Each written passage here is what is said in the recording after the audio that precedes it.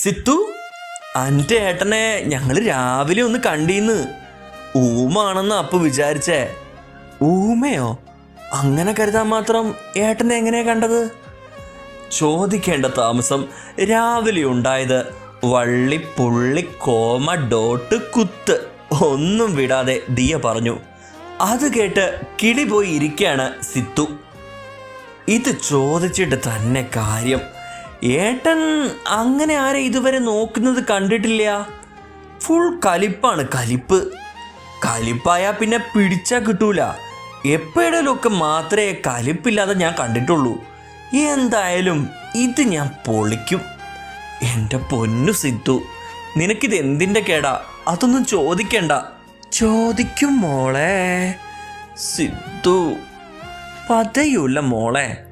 ചോദിക്കാതിരിക്കാൻ വേണ്ടി അനു സോപ്പിട്ട് വിളിച്ചെങ്കിലും അത് ആദ്യമേ സിത്തു തള്ളിക്കളഞ്ഞു. പിന്നെ എന്താച്ചാ ആവട്ടെ എന്ന് കരുതി അതിനെപ്പറ്റി അനു പറഞ്ഞില്ല. ഇനി അക്കൗണ്ടൻസി ക്ലാസ്സാണ്. അവരുടെ ക്ലാസ് ടീച്ചറാണ് എടുക്കുന്നത്. ക്ലാസ്സിലേക്ക് കയറി കുറച്ചൊക്കെ തള്ളി മറിച്ചു. അപ്പോഴത്തേനും ഒരു ചുള്ളൻ സാറ് ക്ലാസ്സിലേക്ക് വന്നു. സകല കോഴികളും സഡക്കുടഞ്ഞെഴുന്നേറ്റു. ഹായ് സ്റ്റുഡൻസ്, ഞാൻ അൻവർ. ഞാനാണ് അക്കൗണ്ടൻസി സാറും നിങ്ങളുടെ ക്ലാസ് സാറും. ഇന്നലെ എനിക്ക് വരാൻ കഴിഞ്ഞില്ല. ഓക്കെ, നമുക്കൊന്ന് പരിചയപ്പെട്ടാലോ? എല്ലാവരും പേര് പറയൂ. എല്ലാവരും പരിചയപ്പെട്ട് കഴിഞ്ഞു. സാറ് ക്ലാസ് തുടങ്ങി. എടാ കിച്ചു, ഇവിടെ എന്തോ ചീഞ്ഞ് നാറുന്നുണ്ട്. എനിക്കൊന്നുമില്ലല്ലോ, നിനക്കുണ്ടോ സിദ്ധു? എടാ പൊട്ടാ, ഒരാളെ ഇങ്ങനെ നോക്കിയിരിക്കുക. അയാളോട് വേറൊരാൾ സഹോദരൻ എന്ന് പറഞ്ഞപ്പോൾ അയാളുടെ മോന്തയൊന്ന് കാണായിരുന്നു. ഇത് കേട്ടതും സിദ്ധു ഒന്ന് ഞെട്ടി. ഇട കണ്ണിട്ട് അരുണിനെ ഒന്ന് പാളി നോക്കി. അവൻ്റെ നോട്ടം തൻ്റെ മേലെയാണെന്ന് കണ്ടതും അവൻ ഒന്നും അറിയാത്ത പോലെ ഇരുന്നു. അതിപ്പാരാ? ദേ ഇരിക്കുന്നു മഹാൻ. സിദ്ധു, നീ ആരാണ് അരുണേ അത്? അനു. ഓ, നമ്മുടെ പെങ്ങളൂട്ടി. എന്താടാ നിനക്കൊക്കെ? വെറുതെ ഓരോന്നും പറഞ്ഞ് നിനക്കൊക്കെ വേറെ പണിയൊന്നുമില്ലേ? ഓ, എന്താ മോനെ, വെറുതെ പറയല്ലേ. ഒന്ന് വീഡിയോ എടുക്കായിരുന്നു. അപ്പോൾ അത് ഓർത്തുമില്ല. അല്ലെങ്കിലും നിന്റെ സെറിബ്രം ആമയാണ് കേട്ടാ. സൈലൻസ്. ക്ലാസ് ആണെന്ന ബോധമില്ലേ നിങ്ങൾക്ക്? അവരെ മൊത്തത്തിലൊന്ന് നോക്കി സാറ് പറഞ്ഞു. പിന്നെ ഒക്കെ ഡീസൻ്റായി ക്ലാസ് കഴിഞ്ഞ് ചോദിക്കാമെന്ന് അരുണും കിച്ചുവും വിചാരിച്ചു.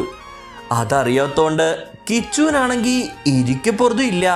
ഈ തെണ്ടി ഇതൊക്കെ നോക്കിയിരിക്കുകയായിരുന്നോ?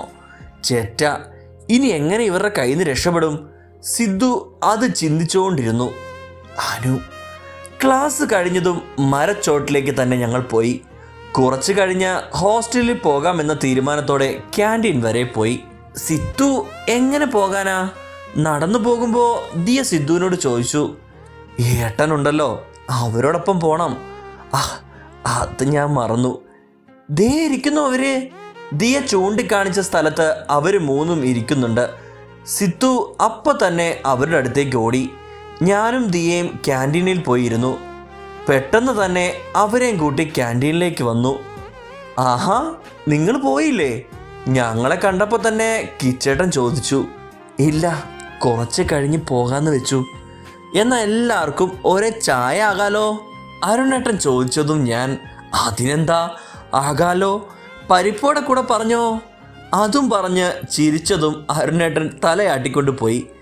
കിച്ചേട്ടനോടും അരുണേട്ടനോടും പെട്ടെന്ന് അടുത്തെങ്കിലും സിദ്ധുവേട്ടനോട് എനിക്ക് അത്ര അടുപ്പം വന്നില്ല. എന്താ പറയാ, ഇവരെ പോലെ ഒരു ബ്രദർ ഫ്രണ്ട് അങ്ങനെയൊന്നും കാണാൻ കഴിഞ്ഞില്ല. സംസാരിച്ചുകൊണ്ടിരിക്കുവാണേലും പലപ്പോഴും എൻ്റെ മിഴികൾ സിദ്ധുവേട്ടനെ തേടിപ്പോയി. എന്തെന്നറിയാതെ ഒരു പിടച്ചിൽ മനസ്സിന്. സിദ്ധുവേട്ടനും എന്നെ ശ്രദ്ധിക്കുന്നുണ്ടെന്ന് അറിഞ്ഞപ്പോൾ തന്നെ ഞാൻ നോട്ടം മാറ്റി. ഇനിയും നിന്നാ ശരിയാകൂലെന്ന് തോന്നിയപ്പോൾ ചായ വേഗം കുടിച്ചു. നമുക്ക് പോയാലോ ദിയ? കുറച്ചുകൂടി ഇരിക്കാനോ? ഇല്ല സിത്തു, ഇപ്പോഴേ സമയം വൈകി. ഇനി പോട്ടെ. ഈ കാണുന്ന ഹോസ്റ്റൽക്കല്ലേ? എന്നാലും ചെല്ലട്ടെ അറിഞ്ഞേട്ടാ. ഫസ്റ്റ് ഡേ അല്ലേ, അവിടുത്തെ കാര്യങ്ങളൊന്നും അറിയില്ലല്ലോ. അത് ശരിയാ, എന്നാ പൊക്കോ. അപ്പോൾ ഓക്കെ ബൈ അതും പറഞ്ഞ് ഞങ്ങൾ പോന്നു. എങ്ങനെയുണ്ടായിരുന്നു ഫസ്റ്റ് ഡേ അനു? പോകുമ്പോൾ ദിയ ചോദിച്ചതും ഇവള് ഇതെന്താ ഇപ്പം ഇങ്ങനെ ചോദിക്കുന്നത്, രാവിലെ മുതൽ ഞങ്ങൾ ഒരുമിച്ചല്ലേ എന്ന മട്ടിൽ അവളെ സംശയ രൂപേണ നോക്കി. അല്ല, ഫസ്റ്റ് ഡേ ആണ്, പേടിയാണ്, അങ്ങനെ കുറെ പറഞ്ഞല്ലോ രാവിലെ, അതാ ചോദിച്ചേ. ഓഹ്, അത് പേടിച്ച പോലെ ഒന്നും ഉണ്ടായില്ല. ഹോസ്റ്റലിലെത്തിയതും ഫ്രഷായി ചായ കുടിക്കാൻ പോയി. അത് കഴിഞ്ഞ് അവിടെ തന്നെ എല്ലാവരും കൂടെ ഇരുന്നു. പല കാര്യങ്ങളും ചർച്ചയിൽ വന്നുപോയി. ചിലർക്കൊക്കെ റാഗിങ് ഉണ്ടായിരുന്നു പോലും. മറ്റു ചിലരെ സിദ്ധുവേട്ടനും കൂട്ടരും രക്ഷിച്ചു എന്ന്. എല്ലാവർക്കും ഇവിടെ എത്തിപ്പെട്ട കഥ പറയാൻ ഒരുപാടുണ്ടായിരുന്നു. അതായത് 10 വരെ എങ്ങനെയായിരുന്നു, അത് കഴിഞ്ഞ് എങ്ങനെയായിരുന്നു, മാരേജൊക്കെ വരുമ്പോൾ തല കുത്തിമറിഞ്ഞ് അതൊക്കെ മുടക്കി കോളേജിൽ ചേർന്നതും, അങ്ങനെ കുറേ എല്ലാ കഥകളും കേട്ടിരുന്നു. അതുപോലെ ഓരോ കഥയുണ്ടാക്കി ഞാനും എൻ്റെ ഭാഗം ക്ലിയറാക്കി. രാത്രിയായതും ഭക്ഷണം കഴിച്ച് നേരെ റൂമിൽ പോയി.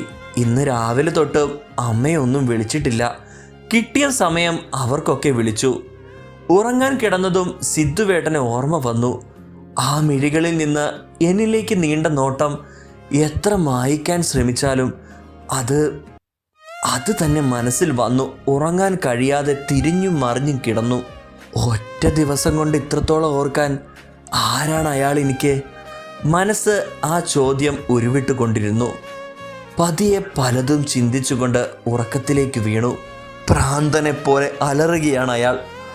ഓടി ഒളിക്കുകയാണോ അനന്യ? എത്ര നാൾ ഓടും നീ? ഏതുവരെ ഓടും നീ? എത്ര ഓടിയാലും ഒടുവിൽ നീ എൻ്റെ കയ്യിൽ തന്നെ വന്നു ചേരും. അതും പറഞ്ഞു കൊണ്ടയാൾ അലറിച്ചിരിച്ചതും, അയാളെ തള്ളി മാറ്റി ഞാൻ ഓടാൻ ശ്രമിച്ചതും, അയാൾ എൻ്റെ മുടിയിൽ പിടിച്ചു വലിച്ച് തല ചുമരിൽ വെച്ചടിച്ചു.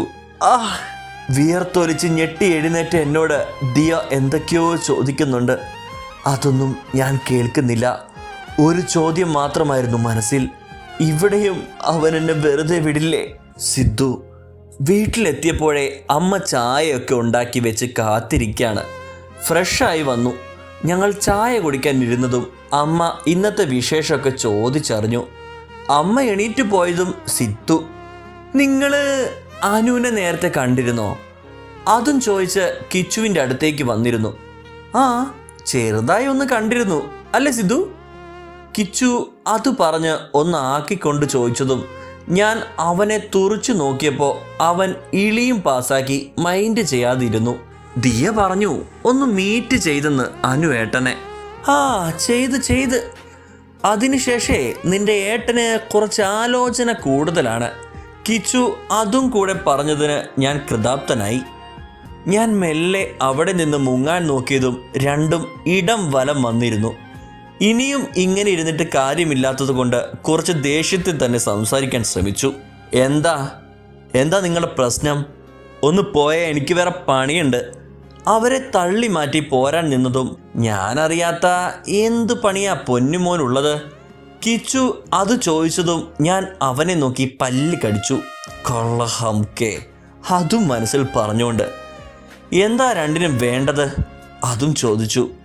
ദിയ പറഞ്ഞു, ഏട്ടൻ അനുവിനെ നോക്കി കോഴിത്തരം കാട്ടിയെന്ന് സിദ്ധു പറഞ്ഞത് കേട്ട് ഞാൻ എപ്പോ എന്ന മട്ടിൽ ഞെട്ടി നോക്കിയതും, അല്ല പെട്ടെന്ന് കണ്ടപ്പോൾ ഏട്ടന് അവളെ തന്നെ നോക്കിയെന്ന്.